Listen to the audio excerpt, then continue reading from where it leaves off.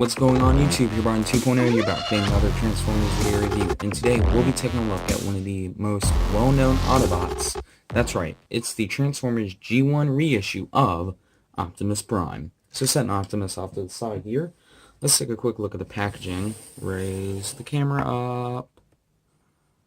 And let's take a quick look at the packaging. The packaging is done very nicely with the original G1 artwork here of Optimus.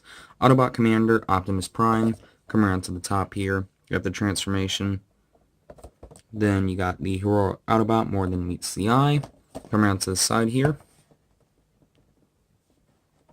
And yeah. So Autobot Optimus Prime. Come around to the back here. You got the nice G1 box art here. You got Optimus, Starscream, Soundwave. You got Megatron down here in the corner. I don't know why. Why is Megatron down in the corner down there instead of like battling Optimus? Anyway, his bio's right here if you want to read it. 3, 2, 1. Moving on. Here's tech specs.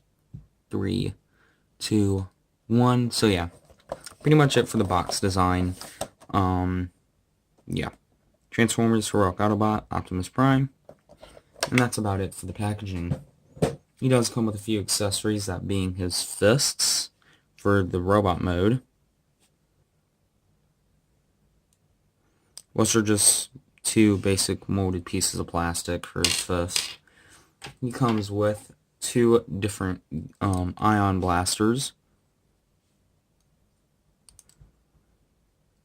So they're just plastic with some molded in detail. Nice. He comes with a colored instruction booklet.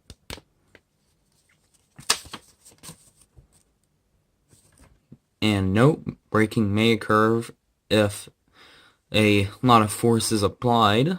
So just note that. Note. But yeah. Very nice. And then he does come with his instruction, or not his instruction, his sticker sheet, which I went ahead and applied. So bringing back the heroic Autobot into view, here is G1 Optimus Prime in his truck mode. Now I will be the first to admit this truck mode looks awesome. Well, not the very first, okay? But I really like this truck mode. I like this toy. It's very simplistic. Very nice. I love all the chromed out details, especially on the wheel rims, the gas tank, the smokestacks here, and the headlight pieces here, and the grill, the bumper, just everything in the chrome looks very nice. I did apply the Autobot stickers, or the Autobot logos on the side, and these tail light stickers here on the side, or on the back as well. And there are some major die-cast pieces in here. The first main spot of die cast is right here, this whole section here that folds out to store the fists. This is all die cast, and you can store the fists by just placing them in there, just like so. So they just store just like that. So if you want to put them in vehicle mode and not worry about losing the fists, just plug them in there. And these main sections right here, just these main sections are die-cast metal, so that's pretty impressive. The Autobot symbol does come, or the rub symbol does come pre-attached to the figure, so to get that to work, you just rub the symbol, and it reveals that he's an Autobot. So yeah, pretty cool. So for size comparison, let's bring in Hot Rod here. Very nice. I think these two scale okay, but if you don't know, spoiler alert, Hot Rod does become Rodimus Prime in the 1986 film, and he takes on like a Winnebago mode. I think that's how you pronounce it, but it adds on more to his vehicle mode, so I think this would be in scale okay, but I don't think the G1 Transformers were worried about scale more than anything else. But yeah, I think that's about everything for vehicle mode. So let's get them transformed into the robot mode, shall we? So what we're going to do to start off with is fold down these sections here, which will form the feet. Then you're going to take this section here and fold it down. And they are on just ratchet joints, and fold them down. and then these will form the legs. Then take this section here and fold it out from the side, trying to make sure you catch it on. You guys can see it on camera. So fold it out to the side, and then take this section here and fold it out just like so. So you're just going to do that on both sides. Once you've done that, you can fold up the robot head from the back and tab that into place.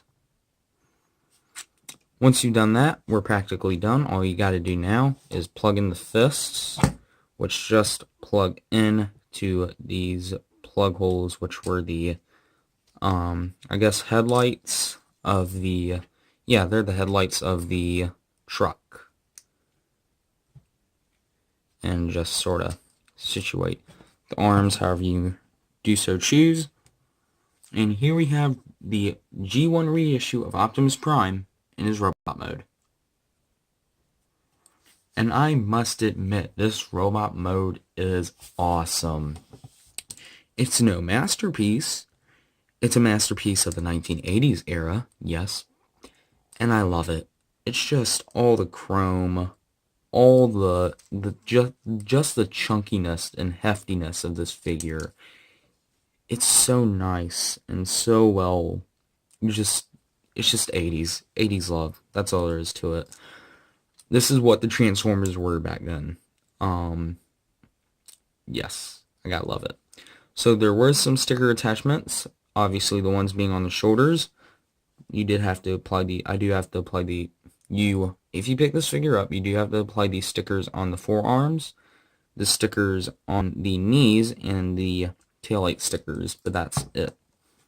He can hold his gun, which you just tab into his hand. And mind you, you don't tab in the handle into his hand.